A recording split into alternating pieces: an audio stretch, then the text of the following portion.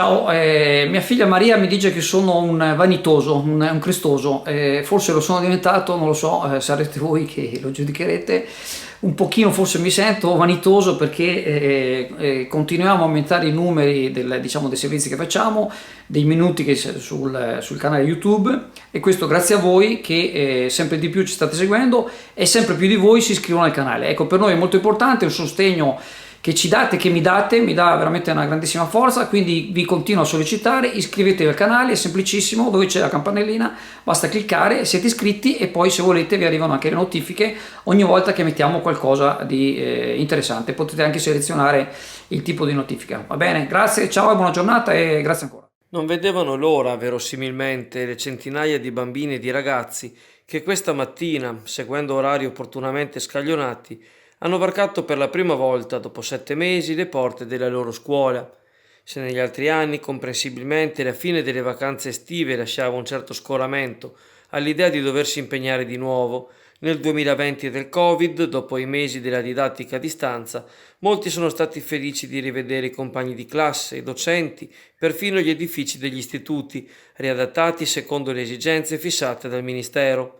In alcuni plessi si sono formate anche delle code di attesa per la misurazione della temperatura corporea, mentre quasi dappertutto nei primi giorni verrà osservato un orario ridotto. L'assessora alla pubblica istruzione, Isabella Penzo, in una nota augura la serenità a studenti e insegnanti, distanziati ma uniti nella nuova avventura.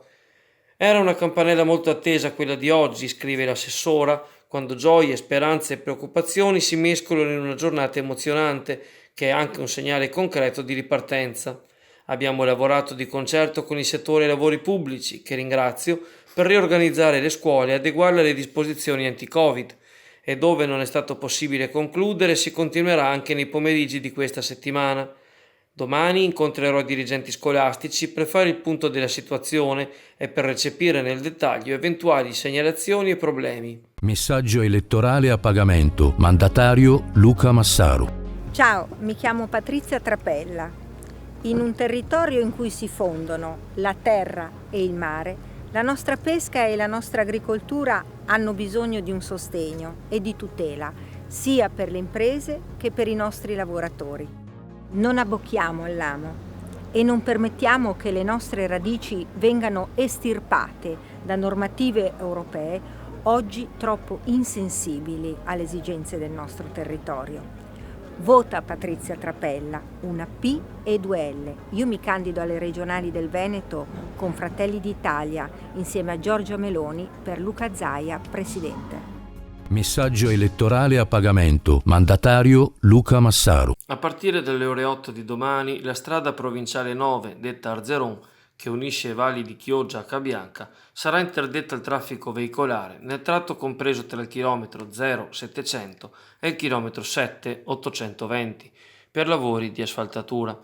La circolazione sarà interrotta fino alle ore 17 nei giorni di martedì, mercoledì e giovedì, fino a venerdì 18 compreso, in ambo i sensi di marcia e per il tempo strettamente necessario alle opere. Non sarà garantito nemmeno il transito ai mezzi di soccorso. Le vetture verranno deviate lungo la strada Romea e la Rebosola. Negli orari di libera circolazione, ovvero dalle 17 alle 8 del mattino, il limite di velocità sarà tassativamente fissato a 30 km orari. L'impresa appaltatrice ha l'obbligo di predisporre gli appositi segnali verticali e orizzontali. Alla vigilanza è chiamata la polizia stradale. Questo intervento è propedeutico alla prossima manutenzione del ponte translagunare delle Trezze, in quanto il traffico dei mezzi non pesanti verrà convogliato nell'Arzeron in uscita da Chioggia.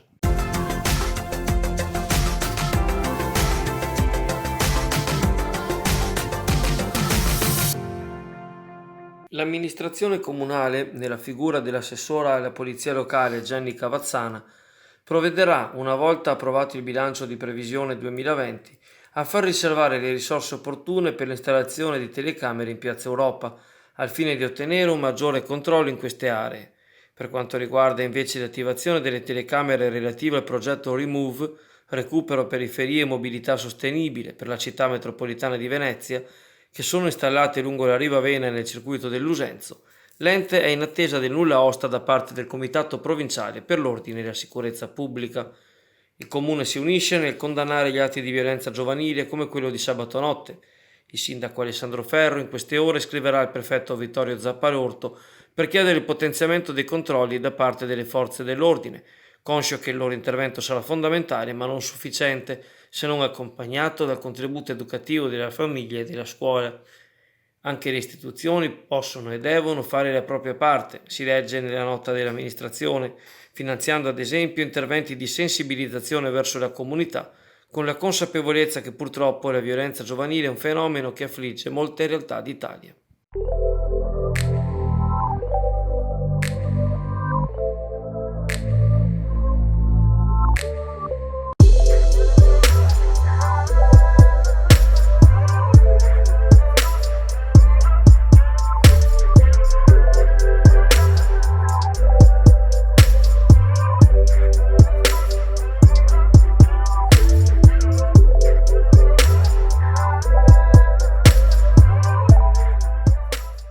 Dalla Regione Veneto è in arrivo 1 milione di euro a sostegno dei pescatori.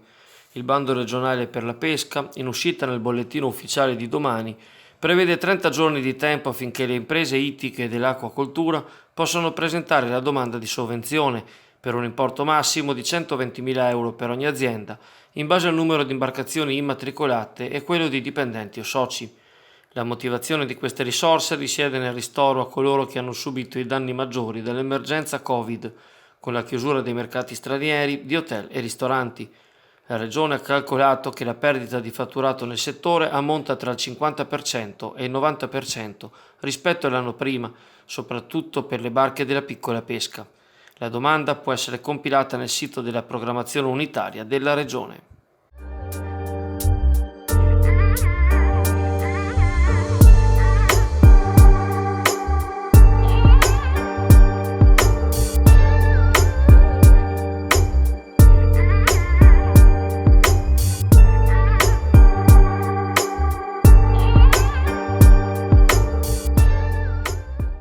Sorride al Trento l'amichevole d'alto livello disputata ieri fra squadre di Serie D allo stadio Briamasco. Il punteggio finale di 3-2 contro l'Union Clodiense rende merito ai gialloblu di casa, che hanno saputo sfruttare le occasioni avute a disposizione. Per quanto riguarda i Granata c'è ancora da lavorare, anche se l'allenatore Vitadello ha sicuramente tratto indicazioni interessanti. Il tecnico lagunare, peraltro, da questa settimana potrà contare anche sul rinforzo difensivo costituito da Mattia Seno, classe 2000, 2 anni da protagonista con Campodarsi e Luparense. L'incontro è stato deciso dalle reti dei trentini Pietri Biasi, Rapace e Daria, e Ferri Marini su rigore alla fine del primo tempo per fallo di mano di Ballarin. Poi Osugi ha portato i locali sul 3-0, sfruttando una palla persa da Christian Duse. Parziale riscossa a Chiogiotta con il neoentrato Ferretti di testa su cross di Porcino e quindi con il tocco di mano di Pastorelli non rilevato dall'arbitro. Sabato 19 settembre al campo di allenamento di Calino scenderà l'Union San Giorgio Sedico per l'amichevole delle ore 15. Nella squadra bellunese, neopromossa in Serie D, è arrivato il bomber Sottovia, ma soprattutto quel Diego Brandini, portiere della primavera del Brescia, impredicato di vestire il Granata durante l'estate.